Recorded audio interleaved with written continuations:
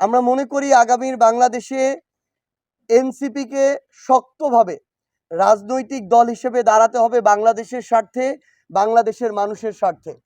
কারণ আওয়ামী লীগ প্রশ্নে এবং ভারতীয় আধিপত্যবাদ প্রশ্নে জামায়াত কিংবা বিএনপি এককভাবে আগামীর বাংলাদেশকে নেতৃত্ব দিতে পারবে না। এই জায়গায় এনসিপির এবং তরুণ প্রজন্মের গুরুত্বপূর্ণ অংশগ্রহণ আবশ্যক।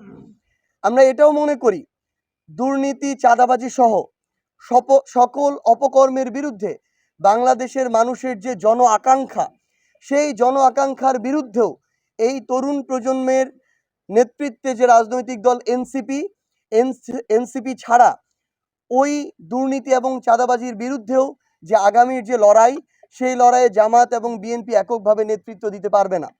পাশাপাশি এতদিন ধরে আমরা দেখে এসেছি কিন্তু যে বিগত সময়ে বিএনপি কখনো তাদের জায়গা থেকে এককভাবে বাংলাদেশে রাজনৈতিক দল হিসেবে, সরকারি দল হিসেবে জনগণের প্রতিনিধিত্ব করেনি। আবার জামায়াতও বৃহৎ একটা জনগোষ্ঠীর প্রতিনিধিত্ব কখনোই সংসদে করেনি। সেই জায়গায় আগামীর বাংলাদেশের সংসদের স্থিতিশীলতা এবং সকল ধরনের অপশক্তির সাথে লড়াইয়ের জন্য আগামীর সংসদে এনসিপির এবং তরুণ প্রজন্মের বড় সংখ্যক একটা প্রতিনিধিত্ব আমরা আবশ্যক মনে করি। অভ্যুত্থান বিরোধী যারা শক্তি ছিল আওয়ামী লীগ এবং তাদের দোসররা, এই আওয়ামী লীগ এবং তাদের দোসরদের বিরুদ্ধে জুলাই অভ্যুত্থানে যে রাজনৈতিক শক্তিগুলো আমরা একসাথে লড়াই করেছিলাম, আমরা মনে করি এই সকল রাজনৈতিক শক্তির একটা শক্তিশালী অংশগ্রহণ আগামীর সংসদে প্রয়োজন।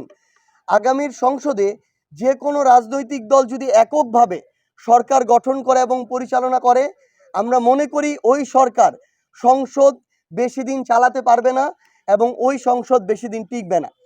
সেই জায়গা থেকে এনসিপি মনে করে তাদের শক্তিশালী যে ভিত্তি, যেটি সাংগঠনিক ভিত্তি, এই ভিত্তিটি সবার আগে শক্তিশালী করা প্রয়োজন। সেই লক্ষ্যে আমরা বাংলাদেশের প্রত্যেকটি জেলায় গিয়ে জুলাই পদযাত্রা করেছি এবং বর্তমানে প্রত্যেকটি জেলা, মহানগর সহ ইউনিটগুলোতে আহ্বায়ক কমিটি করার লক্ষ্যে আমরা জেলা সমন্বয় সভা করেছি। এখন আমরা আমাদের যারা পদপ্রত্যাশী তাদের সাথে আমরা সরাসরি কথা বলে পুঙ্খানুপুঙ্খ বাছাই প্রক্রিয়ার মাধ্যমে আমরা আমাদের আহ্বায়ক কমিটিগুলো দিব।